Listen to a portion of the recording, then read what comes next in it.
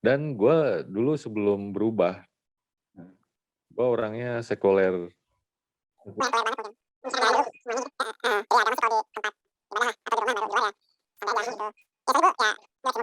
Idola gue tahu nggak siapa Om? Siapa? Mustafa Kemal.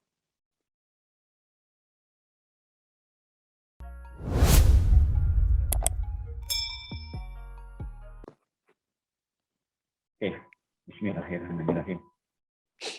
Assalamualaikum warahmatullahi wabarakatuh. Waalaikumsalam warahmatullahi wabarakatuh. Ini kita ngulang yang ketiga kalinya ya Om ya? Keempat ketiknya. Gokil banget ini. Ya, kalau sehat Lu Om? dulu ngapain sih, Om? Hmm? Lu dulu ngapain sih? Sebelum hijrah ini? Sebelum berubah. Ngapain dalam arti ngapain sih? Apa dulu? Ngapain? Gawean gitu Dagang maksudnya? atau apa gitu? Atau lu kan hukum nih, atau ngajar pengacara atau gimana gitu? Enggak, jaksa atau hakim? Karena ya nggak tahu sih. Mungkin karena orang lain mah bersemangat. Gue karena belajar hukum jadi nggak pengen dihukum Om. Jadi akhirnya memutuskan dagang aja deh. Berniaga lah. Itu aja. Oh beneran? Emang belum hijrah juga udah jualan? Udah. Jualan apa dulu? Jualan apa ya dulu? Sama temen jualan t-shirt. Wih. Kecil-kecilan lah. Desain sendiri. Dagang. Kita PO Om dulu jualannya. Oh iya. Parodi superhero gitu. Superhero?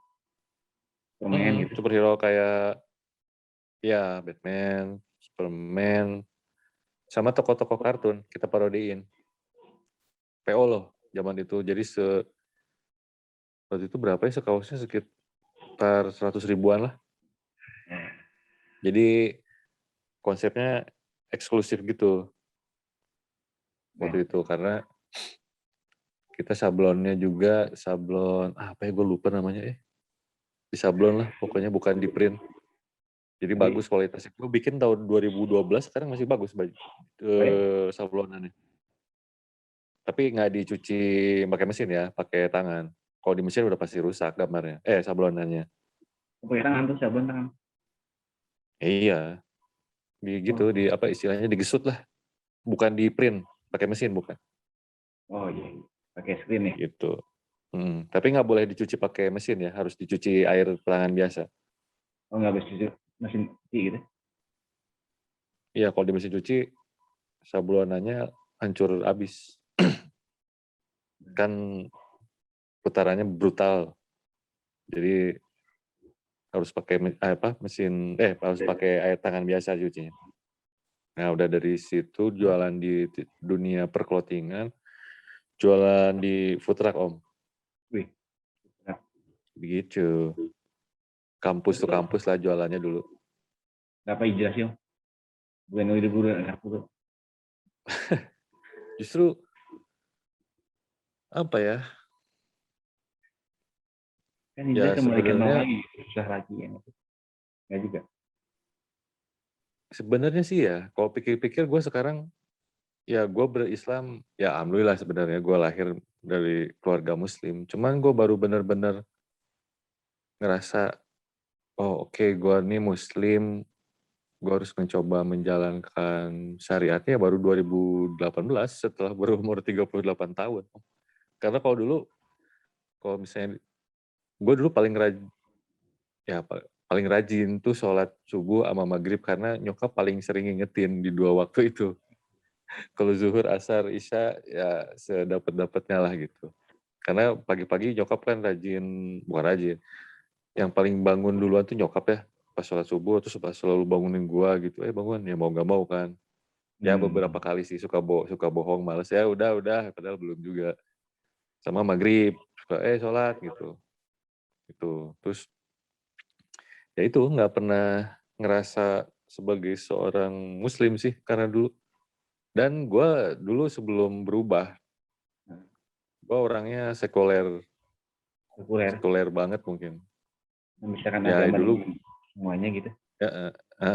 jadi ya agama sih kalau di tempat ibadah lah, atau di rumah, baru di luar ya santai aja gitu. Ya soalnya gue ya jelek sih, mungkin gue idola gue tahu nggak siapa Om? Siapa? Mustafa Kemal. Wih, serius tuh. Serius, orang yang tidak Itu bisa, diterima. harusnya lu nggak hijrah sih Om. Maksudnya harusnya nggak hijrah itu gimana?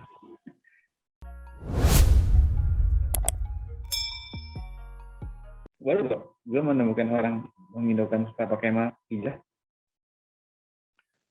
Ya itu, karena kan dulu gue kan ya itu tadi sekuler, gue mencari Muslim yang sekuler mana gitu. Gue menemukan ya Turki lah, ya nggak sih? Kalau misalnya Arab, ya tajir karena minyak kan. Kalau Turki enggak karena minyak. Ya kalau nggak salah Turki itu termasuk yang perekonomiannya bagus dan tentara kemiliterannya bagus bukan karena minyak kan? Karena Ya karena ekonominya bagus saja, pendidikannya bagus, dan dia impor buah-buahnya bagus. tapi bukan orang Turki. Buah-buahnya. Iya, iya. Ya Turki kan negara sekuler kayak Indonesia Iya, iya. sama, bukan negara agama. Dan gue dulu pernah suka sama Sufi, tasawuf. Oh iya, iya. Kenapa?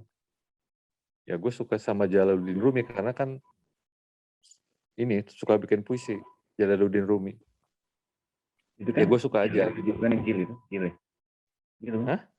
Jil bukan sih ini? Jalan Islam liberal bukan? Apa Om? Bukan ya? Suara lu Jaringan Islam. Jaringan Islam liberal kan dia bukan ya? siapa? Yang tadi lu bilang siapa? Bukan, tasawuf tuh sufi lu, tahu nggak sufi? Oh iya, iya, iya. Buya Nah Yahya itu kan? bukan jil, itu mah jil. Gue bukan jil lah. Gue sufi. Yang tasawuf itu. Nah gue dari dulu memang suka. Pertamanya gue kenapa suka Turki itu karena gue suka sufi. Salah satu tokohnya Jalaluddin Rumi. Nah mulai suka terus pindah ke Ataturk yang sekuler. Ataturk Mustafa Kemal. Nah gue jadi suka karena dia berhasil ya memajukan tanda kutip lah, memodernkan Turki. Amin. Padahal kan nggak sedahsyat itu juga sih sebenarnya. Soalnya dia juga yang merusak syariat Islam di Turki kan, mengganti azan dengan bahasa Turki, apalah segala rupa, menutup tempat-tempat Islam kajian gitu. Dan akhirnya kan dia mati juga nggak. Hah? Fase keempat dimulai sejak dia menjatuhkan khilafah. Yang sih. Kenapa Om? Ya fase keempat dimulai ini sejak khilafah jatuh sama itu kan Mustafa Kemal. Iya, settingannya dia gitu. Ya gue sempat suka sama dia. Akhirnya hijrah berubah tuh gara-gara ya itu, karena gue di satu titik gue ngerasa apa ya Om ya, kayak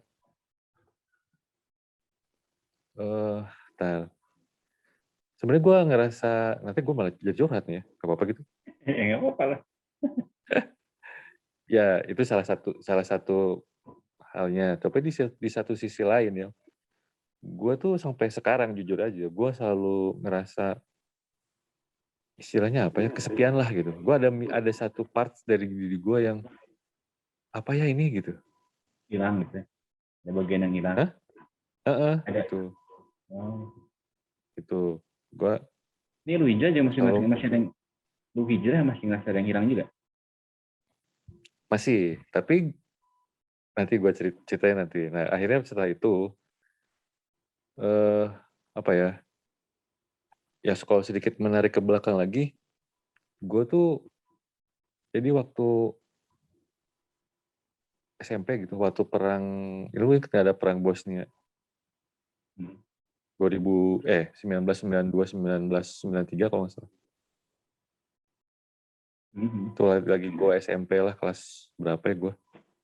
Kelas 2 apa gitu? Kelas 1, kelas 2. Ya sekitar lah segitu. Nah, gue baru ngerasa kok ada orang yang ngebunuh orang gitu, baru ngeh gitu. Maksudnya dia tuh kok jahat banget ya gitu.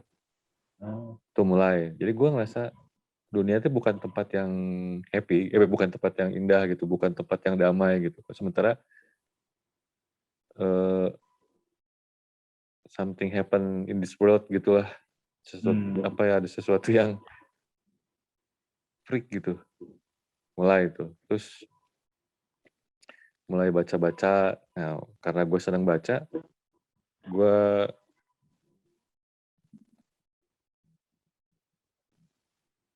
kenapa om?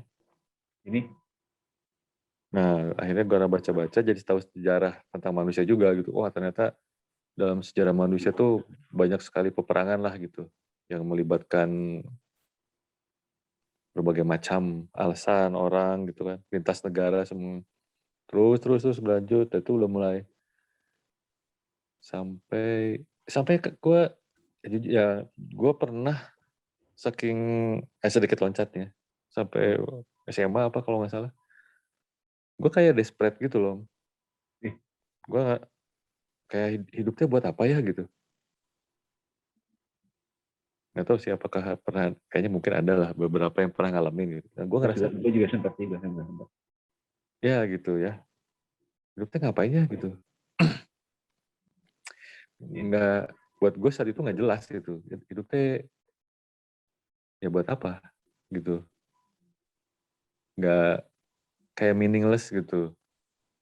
Bangun tidur, makan, apalah gitu. Terus itu berlanjut kayak ya ngapain sih?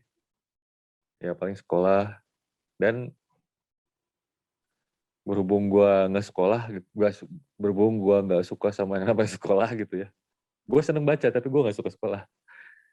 Gue jadi ya itu bukan meaningless sih. Ya less meaning lah, less meaning.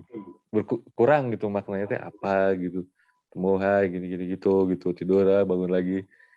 Ya udahlah berlanjut terus gue nikah, punya anak sampai ya itu deket-deket 2018 yang gue pikir apa ya gitu. Gue tuh bertahun-tahun merasakan, buat gue pribadi yang udah hidup mah udah less meaning, dan gue ngerasa selalu kesepian gitu ya. Nah, gue denger di satu titik, gue lupa nih antara gue denger kajiannya Ustadz Hanan atau gue baca sebuah apa namanya, postingan di medsos, gue nggak tahu yang mana duluan. Yang itu tentang postingan Ali Imron 185, ini favorit gue tuh. Tahu nggak lo? Lupa. 185, ya bahwa setiap manusia, setiap makhluk hidup akan merasakan kematian. Oh iya. Bla bla bla bla, dan hidup ini hanyalah senda gurau belaka. Ya, yang bernyawa akan merasakan mati. Ya, terus Hanya apa-apa dan hidup hanyalah sekedar senda gurau, permainan apa senda gurau gitu. Pokoknya Ali Imron 185 aja buat yang mau itu ya, tinggal cek aja lah. Ali Imron 185 itu ayat favorit gue sampai sekarang. Sejak lihat di postingan IG, IG apa FB ya, lupa ya. Tapi sekarang itu masih favorit gue lah. Nah, gue baca itu gitu. Mikir. Wah, gue selalu nanya gitu. Kalau gue, ya pertama gue kapan mati ya gitu. Terus kalau mati ya kayak gimana gitu untuk pindah alam kayak gitu gitu. Nggak kebayang. Nggak kebayang banget gitu sama gue. Wah, gue mati kayak gimana. Terus pas gue denger kajian, oh ternyata mati itu sakit. Terus ya sakit, sakarot kan. Sakit yang amat sangat. Nah, artinya sakarot tuh kesakitan yang amat sangat lah gitu. Karena ruh lu ditarik dari ubun-ubun, ditarik gitu ke atas. Mati. Terus pindah alam kan. Pilihannya antara lu dapat sesuatu yang menyenangkan atau lu disiksa habis-habisan gitu. Iya, iya. Ya gue sih, dan ngeri banget gini gitu. Hidup gue mah udah less meaning gitu ya, 38 tahun. Gue hampir selalu ngerasa kesepian, terus taruhannya kalau gue mati terus gue disiksa habis-habisan, dan hidup gue tuh berarti freak banget gitu, nggak ada enak-enaknya gitu ya pikir-pikir. Iya, iya, iya. Nah dari situ gue mulai dengar kalau nggak salah urutannya gue denger ceramahnya Ustadz Hanan yang mana gitu, gue lupa. Ustadz Hanan Ataki Iya, iya, iya. yang tapi bukan tentang kematian. Istilahnya waktu itu dia Sirah Nabi lah kalau nggak salah. Karena Nabawi ya. Yang Nabi itu lagi apa? Cuman kan kalau Ustadz Hanan membawakannya beda ya. Ya Maksudnya beda, beda sudut pandang ya. Ya. dengan gaya zaman sekarang. Nah, gue di situ baru menemukan kekerenan seorang Rasul gitu, Rasulullah SAW. Iya nggak sih? Oh, iya. Sosok yang kasarnya Ustadz Hanan angkat lagi, gue baru menemukan sesuatu, wah ternyata Rasul yang yang Ustadz Hanan omong itu keren juga ya Rasul tuh gitu. Gue baru bisa melihat kalau Rasul itu cool dari Ustadz Hanan. Gue baru bisa baru ngerasa ya, karena dulu gue bodoh ya gitu. Oh ternyata Rasul tuh heroik banget ya gitu. Iya. Setuju. Gue baru nemu Rasul tuh yang asik tuh, yang kalau nggak salah Rasul tuh kejar-kejaran sama Bunda Aisyah deh. Aisyah ya. Ada dia. Lagi tur kemana gitu, terus kejar-kejar lari-larian gitu. Menurut gue itu sweet juga gitu. Padahal cuma lari-lari doang gitu, ya nggak sih? Bukan yang candlelight dinner lah atau apa gitu. Gue ngerasa dengan ceramah yang Ustadz Hanan bawa itu, gue ngerasa, wah Rasul teh kayak gitu yang yang jauh tidak biasanya yang gue lihat atau gue dengar dari ceramah dari yang sebelum-sebelumnya gitu ya. Itu salah satunya Rasul tuh cool ya gitu. Waktu di perang Uhud ya, yang giginya copot tuh, Yang Uhud. Uhud ya, yang dia di Ya. Yang nyamatin pedang yang di atas. itu gue menemukan, oh ternyata Rasul gue teh, Nabi gue teh gitu ya, keren pisan, walaupun pada saat itu ya kasarnya ancur-ancuran lah ya pasukan Muslim kan, Iya, iya, iya. belum menang yang itu kan, soalnya karena si tim pemanahnya Tergiur. salah, kan jadi pertahanannya rusak ya, Iya. terus si Quraisynya nyerbu lagi kan, terus Rasul kedesak ke bagian atas gunung kan, sampai beliau dan kawan-kawan dikepung, ya adu pedang sampai giginya tanggal gitu. Wah keren, menurut gue, wah keren banget nih Rasul gitu. Nah baru tuh gue ngerasa, oh ternyata gue tuh sebenarnya punya sosok hero gitu, punya sosok panutan yang sebenarnya ada gitu dari dulu, cuma karena gue nggak pernah baca tentang Rasul. Mungkin pernah sih, cuman gue nggak ngeh gitu, nggak menangkap kekerenan dan kekulan Rasul tuh saat dari Ustadz Hanan bawain itu. Nah akhirnya karena mulai ikut ikut kajian Ustadz Hanan, nonton kajian Ustadz Hanan, nyambung ke yang lain-lain, Ustadz Syal, dari situ kemana dulu ya gue lupa ya, Ustadz Halid kalau nggak salah, terus Ustadz Syafiq bahasa lama. Ustadz Syafiq setelah Ustadz Halid, gue lupa pokoknya ada yang di YouTube lah semua tuh lintas, Ustadz Jawas, Ustadz Bawazir, Ustadz Uzma, Ustadz favorit lu siapa? WRB. Ahmad Baikuni. Ustadz Ahmad Baikuni, terus Ustadz siapa lagi? Pokoknya yang ada Ustadz Ahmad Zainuddin, Ustadz siapa lagi sih? Ya pokoknya perustadan lah. Gue nonton. Ya pokoknya ada di YouTube tuh gue nontonin semua tuh. Ya itu kan lintas aliran lintas gaya lah ya. Nah, karena udah nonton berbagai macam ustadz itu, ya akhirnya gue, iya selama itu gue, karena kesekuleran gue, ya gue juga, ya kesannya mikir Allah, ya udahlah Allah mah Allah gitu, di tempatnya Allah gitu. Gue dulu ternyata kan konsep takdir tuh udah ditulis 50.000 tahun yang lalu ya, hidup gue gitu. Karena selama ini gue beranggapan ya hidup gue yang bikin gitu, gue yang usaha, ya gue mati-matian gitu.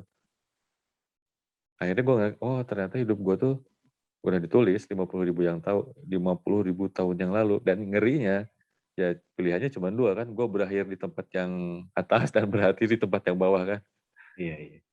Ya, itu juga yang bikin gue ngeri. Akhirnya gue coba, ya makin sering nonton kajian ini. Oh akhirnya ya udah simpelnya, ya gue selama ini hidup gue sekuler gitu. Gue nggak mendasarkan hidup gue sama sunnah-sunnah yang Rasul contohin. Wah jauh banget lah berarti kan.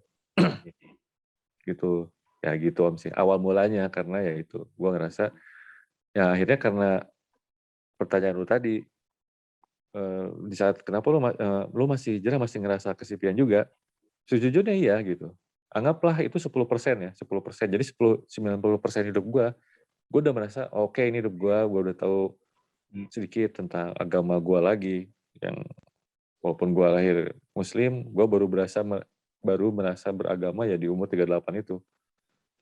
Nah, gue justru berkeyakinan gini, karena Allah Maha tahu ya, Hmm. ya nggak sih? Hmm. Nah, Iya. berarti Allah tahu dong 10% yang gue simpen, yang 10% yang masih kosong ini kan. Iya, iya, iya. Nah, gue pengen someday gue ketemu sama Allah, gue pengen tanya sama Allah, ya Rob gitu, apa sih 10% ini gitu? Apa sih yang gue ngerasa hidup gue nggak lengkap gitu? Hidup gue ngerasa apa sih 10% ini yang bikin gue hidup selalu ngerasa nggak lengkap gitu. Gue selalu ngerasa kehilangan gitu. Gue selalu miss something gitu yang gue yakin Allah nyimpen itu gitu 10%. Karena siapa lagi yang mau nyimpen? Nggak Iya. mungkin orang lain atau makhluk lain, nggak mungkin, karena gue berhusnuzon sama Tuhan kita gitu. Berarti dia yang megang 10% lagi tuh, jawaban itu di dia gitu. Gue pengen ketemu dan gue harus ketemu gitu, ngerti nggak? Iya, iya, iya. Kan cuma di satu tempat itu gue ketemu, sementara Iya, iya, di tempat yang seberangnya Allah nggak mau ngeliat kan, berarti ya iya. itu bukan tempat gue nanya gitu. Makanya gue pengen nanya di satu tempat itu, ya gue berusaha lah gitu dengan ilmu gue yang seada-adanya, dengan dari segi waktu gue udah telat gitu kan. Tapi ya gue mikir ya udah, nggak ada kata selama gue masih hidup, gue mencoba gitu. Jadi someday gue berdoa ya semoga Om mau doain gue, dan mungkin nanti ada yang nonton ya doain saya. Gue pengen nanya aja gitu, ya Rob, apa sih 10% ini yang selalu dari dulu gue udah mulai ngerasa dengan punya pikiran segala macem. Nah itu, mudah-mudahan gue bisa tahu dan Allah akan memberikan jawabannya. Ya Amin. justru gue tuh kadang memandang gitu Om ya, Ya. Allah ngasih gue kesempatan untuk berubah, itu kayak ngomong gitu, ya ini mah dari point of view Ya. subjektif gue pribadi, kayak Din lu berubah gitu, nih ada 10% yang lu tanyain seumur hidup lu dari remaja lah anggap, ini ada di gue nih gitu, Ya, ya. berubah dong lu gitu, lu kan pengen tahu jawabannya gitu. Nah tantangan, walaupun wah rentangnya masih jauh banget ya Om ya, gue mati, barzah, bangkit, Dalam masyar, masalah. mana lagi ya segala macam lah, itu entah berapa puluh ribu tahun, ya Allah megang jawaban 10% gue itu gitu ya. Makanya gue pengen ya cukup bersemangat lah untuk berubah gitu. Oh ya udah, gue harus someday gitu ke sana. Begitu Om ceritanya, Ya. kurang lebih lah. Terus sejak hijrah hubunganmu sama teman-teman lama gimana? Dianggap aneh nggak? Kalau yang ngomong langsung ke gue sih nggak ada ya, yang ngomong langsung. Tapi seuzon gue mungkin ada gitu. Tapi ada berapa orang yang ngomong ke istri sih gitu. Wah si jadi berubah, hijrah ya gini gini gini gini. Tapi ya gue sih ya nggak apa-apa sih. Ya gimana kan, gue nggak minta juga gimana, dan gue juga kan nggak. Ya mungkin kalau mereka kan terganggu, mungkin ya kalaupun mereka terganggu atau ngerasa aneh ngelihat dari postingan wall gue ya, ngebahas tentang hampir selalu tentang kematian, kematian, kematian, kematian lah. Mungkin 90% postingan gue tentang kematian. wah si kok kayaknya dark banget gitu. Ya, ya udah mau gimana ya. Tapi kalau yang langsung ke gue ngomong sih nggak ada. Temenannya sama Dico lagi. Apa? Temenannya sama gue lagi kan. Ya temenannya malu yang ekstremis kan, jadi ya udahlah klop aja. Ya nggak apa-apa sih. Ya selama ya kita kan, kalaupun orang ngerasa mungkin risih ya di wall-wall gue sendiri, Iya. ya nggak usah baca, di skrip aja. Gitu. Kendala hijrah lu apa sih lu? Kendala hijrah lu apa? Kendala, Nah, kendala hijrah sih sejujurnya apa ya? Buat gue pribadi tuh mencoba menjalankan sunnah sih Om. Karena ya. gue pikir ya, dan gue udah telat, anggaplah gue balik umur berapa ya? Anggaplah 15 tahun ya, harus 13 sih mungkin 14 ya. Tapi bergampang hitung lah. Dari umur 15 sampai umur 38 berarti gue lalai 23 tahun gitu. Gue nggak pernah serius anggaplah sholat gitu. Gue nggak, ya sholat cuma ngejalanin karena disuruh nyokap, ya sholat aja gitu. Itu aja sih kendalanya yang gue nyesal ibaratnya gitu. Iya, gue udah kehilangan 23 tahun untuk ya, entah leha-leha, entah nggak jelas gitu. Sementara di saat 2018 gue berubah, itu tadi gue menemukan, wah panutan gue teh edan keren banget gitu Rasul. Ya maaf ya, bukan Rasulnya edan, cuman ini bahasa gue untuk saking ya gue yang kurang bagus ini gitu ya. Maksudnya Rasul tuh wah luar biasa banget ya, itu tadi heroik, cool, keren, Romantis. terus Romantis.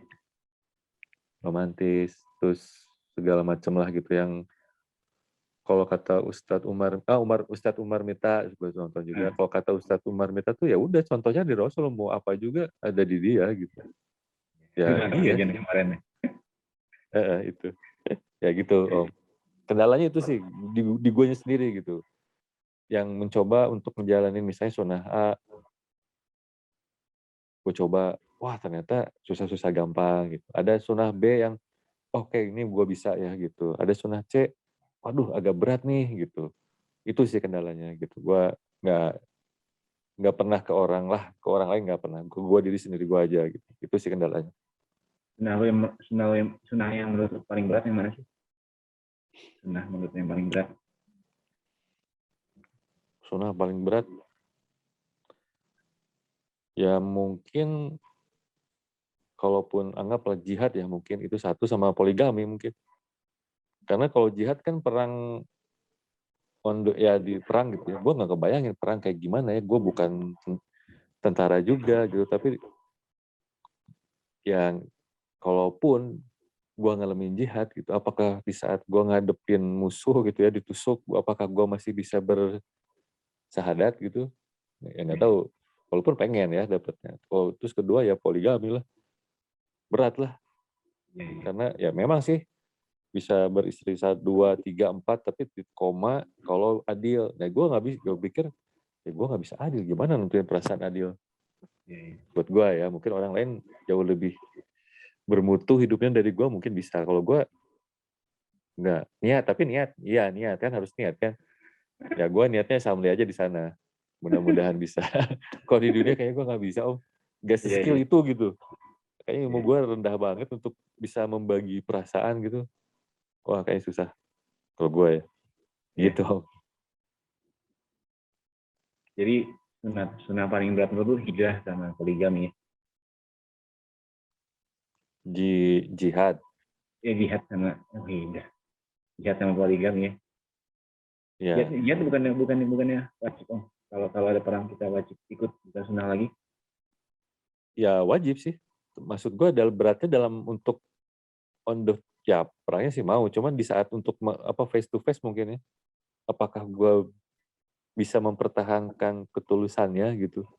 Oh iya. Karena kan itu sih itu aja. Kalau misalnya dapat kesempatannya, insya Allah mau sih. Cuman di saat on the spot untuk berhadapan gitu, mikirin misalnya pakai pedang gitu ya, nusuk ke leher sini, apakah gue masih tetap ya Allah, ya Allah, ya Allah, la ilaha illallahnya gitu. Gue takutnya lupa gitu, takutnya. Oh iya. Itu aja sih gitu ya, buat ya karena ya gimana ngalamin mati kayaknya kan nggak, kalau misalnya gue ngalamin momen kematian kayaknya serem juga gitu. Itu sih. Pipis jongkok aja masih susah. Apa? Pipis jongkok aja juga masih susah. Pipis jongkok. Lu nggak bisa? Bisa, cuma gue mesti buka sana dulu, terus gantungin sananya, terus boleh jongkok kan. Nggak bisa pakai sana gitu kan langsung. Bisa nggak sih? Enggak ya? Ya harus gantungin celana lah. Iya, mesti buka sananya kan. Iya. Iya. Bukan celana, bukan gantungin Agak celana. aja kalau bangun tidur malam gitu masih ngantuk terus. Aduh, ya udah langsung berdiri aja deh. Ya tapi minimal duduk lah. Ya duduk sih udah. Duduk di kloset. Minimal duduk. Ya, itu minimal duduk lah. Kan kalau kata Ustadz siapa, kalau ngeluh nggak, kalau kamu tidak bisa full, minimal setengahnya melakukan sunnah kan gitu. Tapi alhamdulillah gue udah nggak pernah pipis berdiri loh. Oh ya? Nggak pernah gue kalau di mall pun ya cari yang duduk. Oh, cari dulu, bersihin dulu kan, Mas, dilap dulu kan. Kalau nggak tisu Iyalah gimana? bawa aja tisu. Oh iya. Tinggal bawa tisu aja sih Om, kenapa rumit banget. Iya, Gitu. iya. Alhamdulillah ya sejauh ini udah nggak pernah pipis berdiri lagi. Itu udah, wudhu udah sebelum tidur. Masih belajar. Kadang kan gue tidur sama anak nih, ngobrol-ngobrol. Kadang dia cerita apa, kita ngobrol, tiba-tiba gue hilang aja gitu. Oh, Jadi masih jarang diniatin, udah mau tidur nih, wudhu dulu. Nah, baru beberapa kali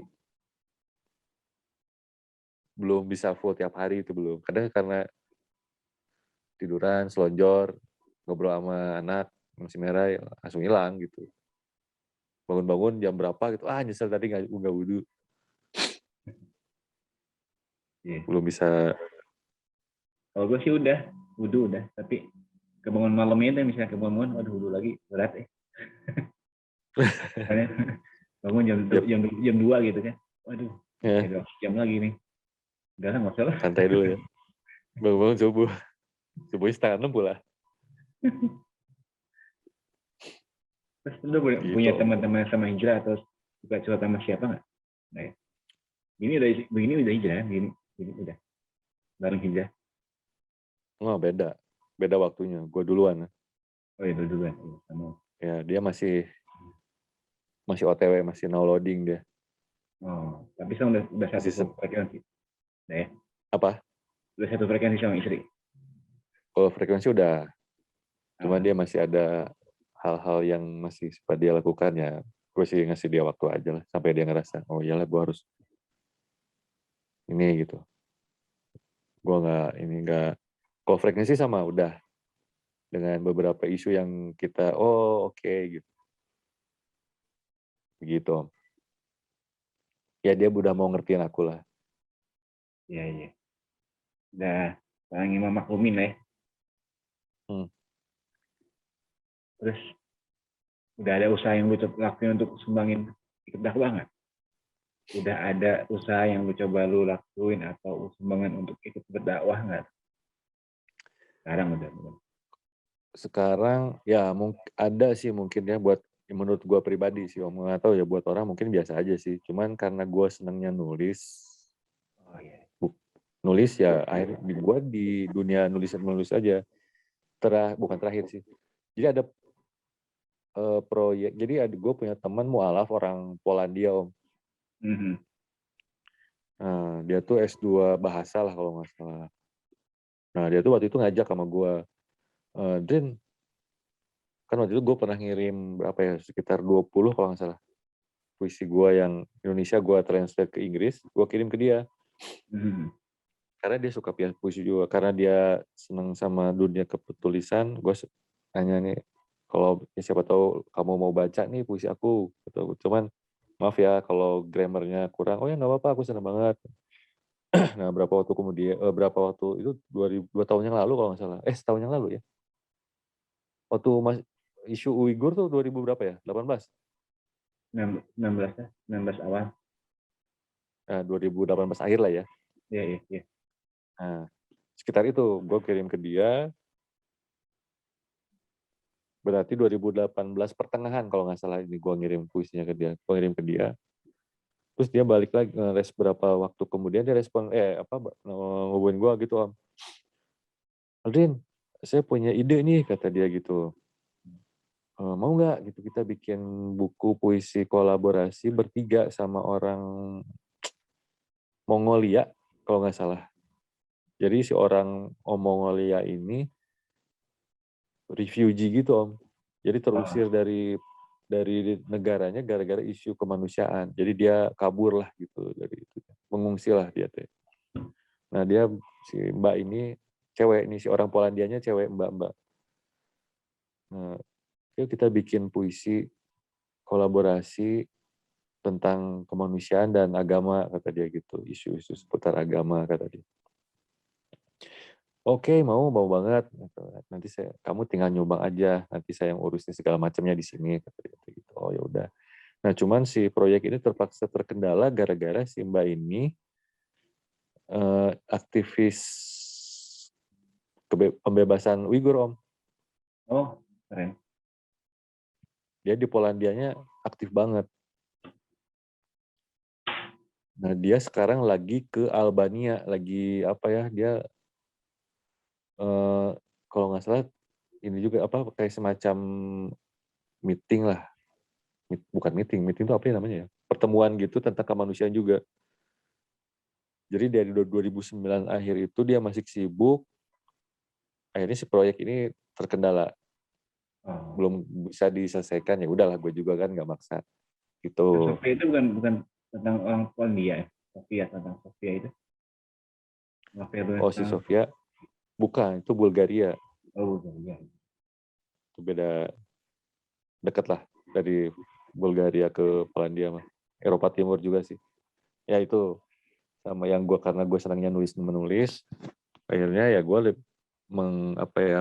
mengabadikan pemikiran gue di puisi sama novel-novel gue, bernafaskan Islam dan kemanusiaan lah, dan kesepian tentunya. Gitu.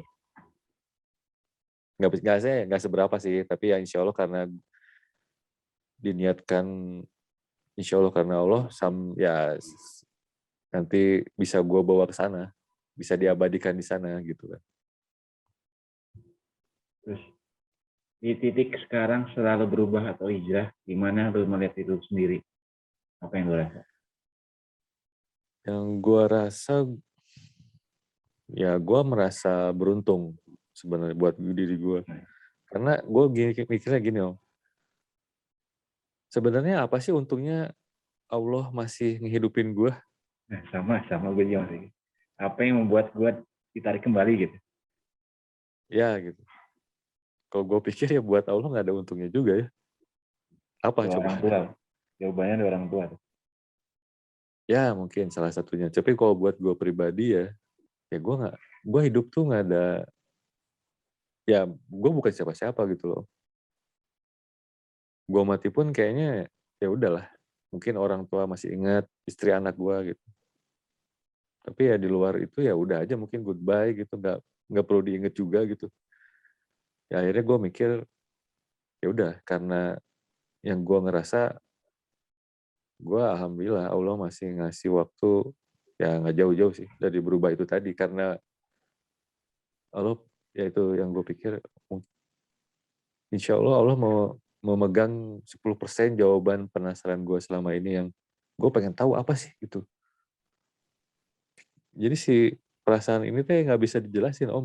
Bingung gue juga apa gitu yang udah deh, gue harus tahu someday sama Allah, tanya gitu apa nih, entah itu hanya sebuah kalimat atau entah sebuah kata ya gitu, atau hanya sebuah penerangan gitu dari kamu teh gini gini gini, tapi gue pengen dengar gitu apa gitu ya, di saat gue pengen, oh ternyata itu teh si yang perasaan ini, kekosongan gue teh itu gitu. Nah, gue pengen tahu aja gitu,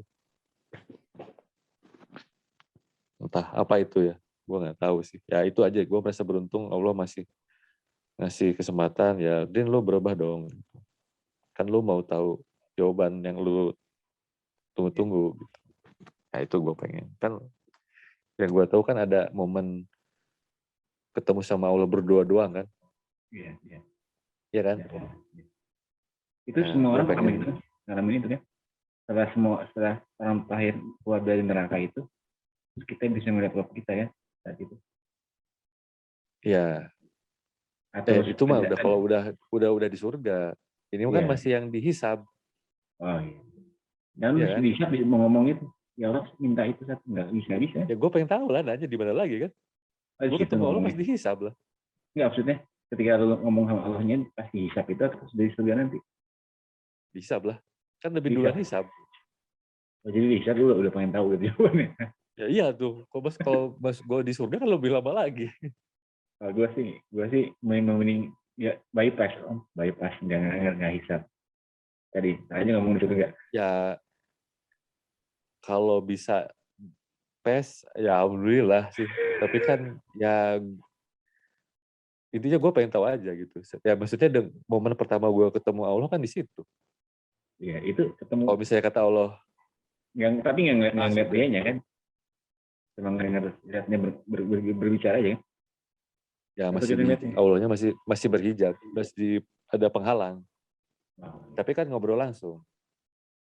Cuman berdua, Rob sama kita aja. ingat tuh ya. Dihisap kan gitu. Iya. Tapi ada juga yang nggak pakai hijab, jadi kita ngobrol sama Allah dilihat sama banyak orang. Kan malu kan, gue pengen ya berdua sama Allah gitu. Oh iya, Kalau boleh. bisa minta gitu kan ya. Ya gimana Itu Allah kan juga sih apa katanya. aib pun tadi di sedang masyarakat. Ya bete kan, malu. Jadi gue pengen sih kalau jatahnya ya berdua aja sama Allah. Jadi Allah cuman menutup sekeliling aku sama dia gitu. Ya di situ gue nanya, Rob apa gitu. Dan hisapnya dipermudah gitu. Oh ya Allah Drin, santai, lu problem lu ini. Sok maju ke berikutnya.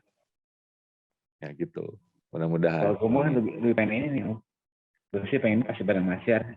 Gue mendengar panggilan ini. Wahai hamba-hambaku yang sabar, ikutlah ke jalan sini. Itu ikutin jalan itu kan. Ya Itu mau berasa juga lah itu. seperti dari asar ke maghrib rasanya. Iya, Nyampe aja. dipermudah kan. Ada Om Adrian.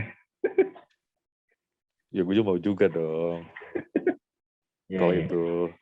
Tapi kan di situ belum ketemu Allah. Kan ketemu Allah dihisab kan. Ya. Gitu Om. Ya gitu. Alhamdulillah sih dapat masih punya waktu. Terus kalau disuruh milih tim Abu Bakar, tim Umar, tim Utsman, tim Ali, kenapa? Wah sulit juga ya pilihannya. Tapi ya gue jawabnya 2 Om. Tapi bukan merendahkan yang lain nggak. Cuman ini yang gue wah ini monumental banget ya gitu. Pertama gue pilih Abu Bakar. Waktu beliau di momen setelah Isra Mi'rajnya Rasul Shallallahu Alaihi Wasallam. Jadi pas ditanya, wah gini sama tim gue.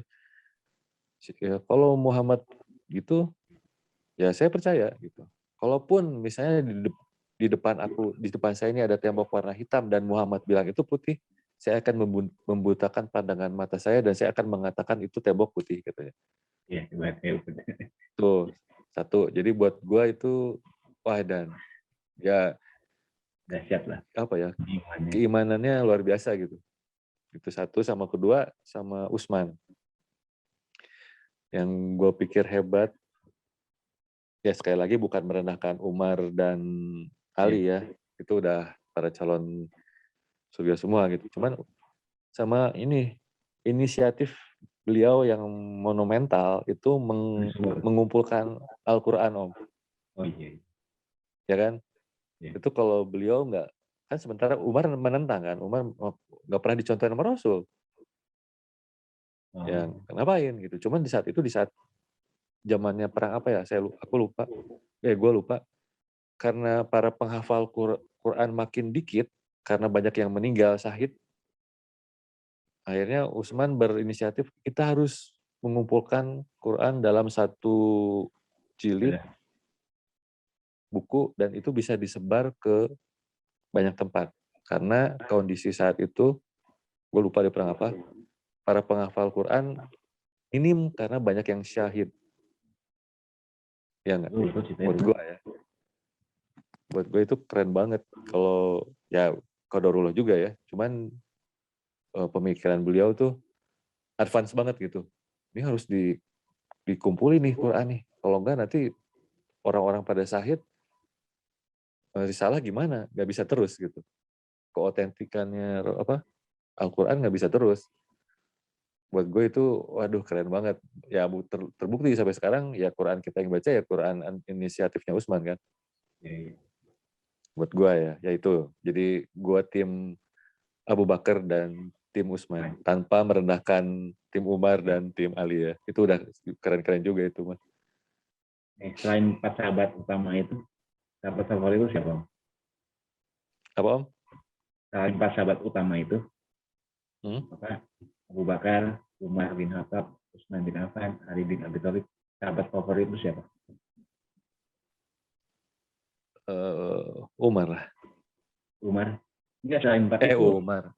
Abu Bakar. Selain. Selain 4 itu. Oh selain itu Abdurrahman bin Auf. Wih, karena kaya. Orang kaya yang nggak bisa miskin tuh itu gila ya. Wah keren banget. Lu bisa bayangin gak sih orang nggak bisa miskin gitu. Dan keren pisan. Gue ingin cerita ini beri ke rumah busuk. Rumah gagal panen, dia beli semuanya tuh. Satu-satu iya. jadi Arab. Gitu, saya udah berhasil miskin nih. Tiba-tiba ada raja dari mana nanya, ada yang punya rumah gagal panen nggak? Butuh buat obat apa gitu? Ya. Makin kaya. Ya makanya itu. Sama satu Om yang gue berkesan sedih sih sebenarnya. Jadi waktu itu Abdurrahman bin Auf lagi sama keluarganya kalau nggak salah makanlah jamuan gitu.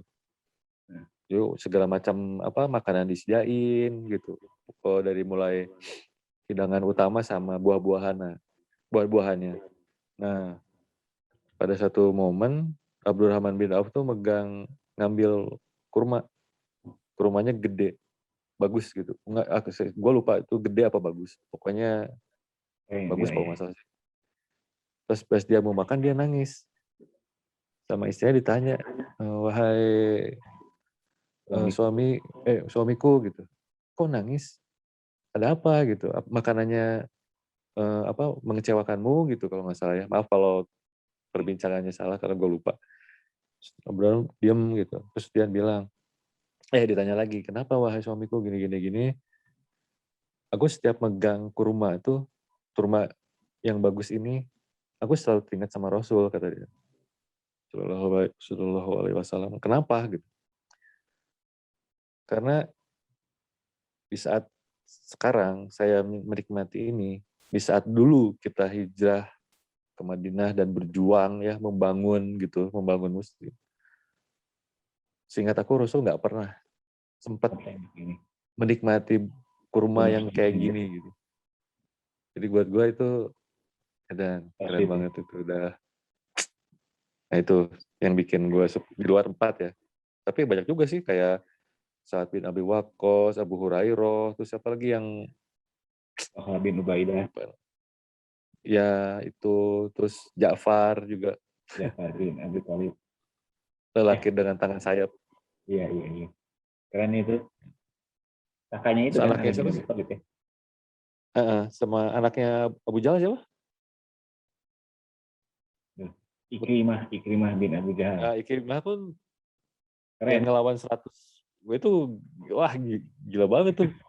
Ngelawan 100 orang ya? 100 orang ya. Ya, untuk membayar selalu termenuh.